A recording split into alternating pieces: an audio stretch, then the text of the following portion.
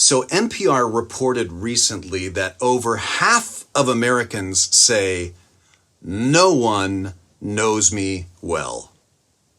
No one. Zero. Just let that sink in for a minute. Over half say nobody knows me well.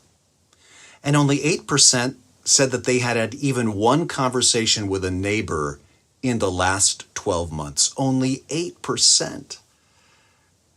Stats like this show me people are lonely and longing for love.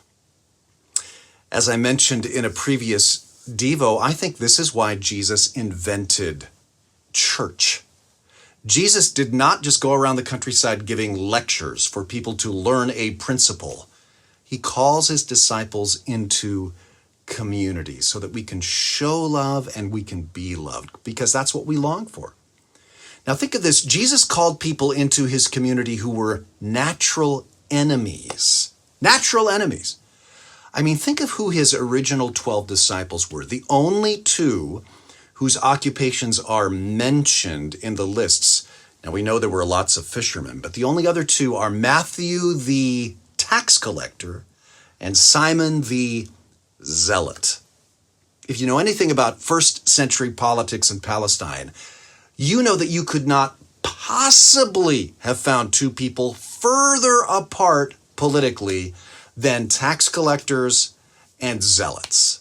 Tax collectors were people who collaborated with the Roman Empire, while zealots were people who believed in using any means necessary to overthrow the Roman Empire. So in Jesus's core 12, you've got a tax collector and a zealot. Can you imagine the dinner conversations?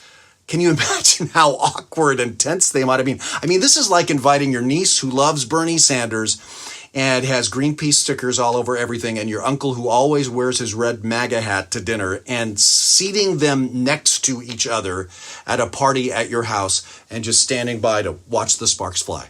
That's a zealot and a tax collector together.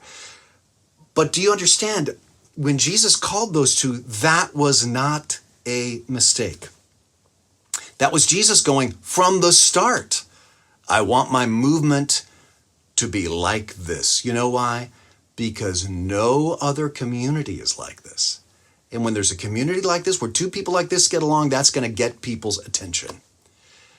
Jesus is telling us it really is possible to have deep communion with people that you don't really have a lot of political chemistry with, or pop culture chemistry with, or social chemistry with. The Apostle Paul wrote, "There is neither Jew nor Greek, slave nor free, male nor female, for you are all one in Christ Jesus." The church Jesus invented was always meant to be a group of extremely diverse people who find common ground in the only thing that truly transcends culture, which is the love of God for us through Christ. Now, I am very happy to say that I see this at TLC. I look out there every week and I see people who I just happen to know are Democrats or Republicans or independents, citizens and not citizens, old, young, rich, poor, CEOs, homeless people, black and white and brown and men and women and Spanish speakers now and English speakers. And I see them together. It's like a bunch of Venn diagrams. There's so much that doesn't overlap, but where we all overlap is Jesus. You know, people all over the world long for this kind of loving community, and it really changes lives. And this is very personal for me. I've mentioned before that my mother from Switzerland was raised in an atheist household, and she came over from Europe as an immigrant. She was not a citizen. She moved to Berkeley, where she met my dad, and she began attending church with my father, who was a Christian, even though she didn't believe it. And it was when she saw the love of Jesus in these Christian people that started melting her atheist soul.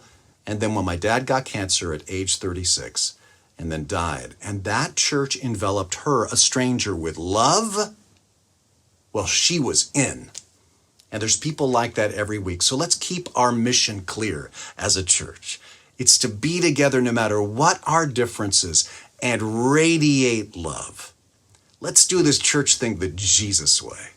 Come together and worship with us. Come and serve together with us. And especially this fall, get into a small group with people who might be a little different than you as we do our series on Simon Peter, flawed follower, together. Church, we are in this together.